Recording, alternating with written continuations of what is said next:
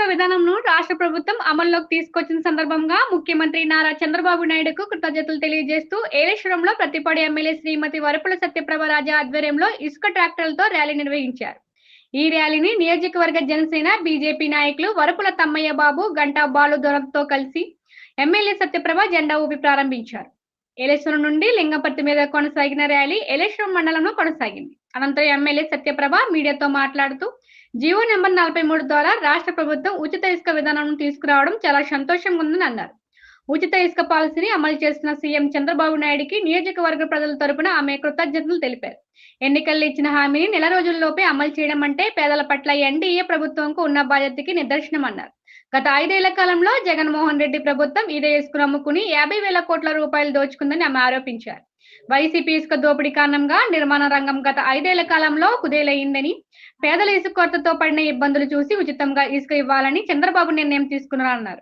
ఈ కార్యక్రమంలో జనసేన బీజేపీ నియోజకవర్గ అధ్యక్షులు వరపుల తమ్మయ్య బాబు, గంటా బాలుధర పెద్ద సంఖ్యలో ఎన్డీఏ శ్రేణులు పాల్గొన్నారు. అందరికీ నమస్కారం. ఎలక్ట్రానిక్ ప్రింట్ మీడియా సోదరులందరికీ కూడా నా హృదయపూర్వక నమస్కారాలు. నిన్నటి రోజున ఉచిత ఇసుక పాలసీ విధానాన్ని అమలు చేస్తూ జీవో నెంబర్ 43ని మా రాష్ట్ర ప్రభుత్వం విడుదల చేయడం జరిగింది.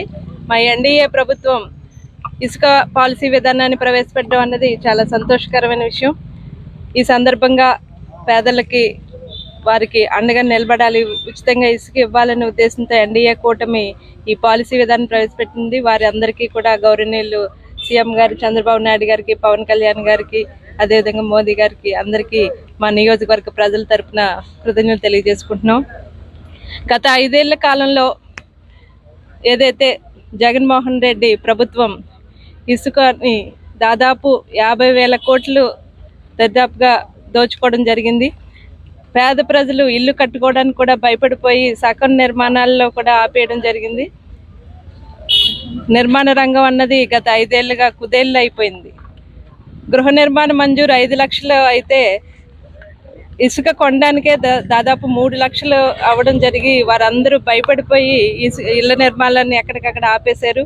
ఈ పరిస్థితి చూసి, ఇసుక దోపిడీని చూసి గత ఎన్నికల్లో ఇచ్చిన హామీని నెల రోజుల్లోనే దాన్ని అమలు చేయడం అన్నది చూస్తుంటేనే మా ఎన్డీఏ కూటమికి పేద ప్రజల పట్ల ఉన్న నిబద్ధతకి ఇది ఒక నిదర్శనం.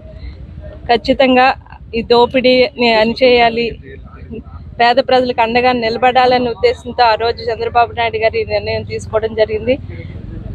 హైకోర్టు, సుప్రీంకోర్టు, గ్రీన్ ట్రిబ్యునల్ వారందరి పర్యవేక్షణ ఆధారంలో నియమాలకి కట్టుబడి రేపు రాబోయే కాలంలో ఇది పూర్తి స్థాయిలో ఇది అమలు చేస్తారు.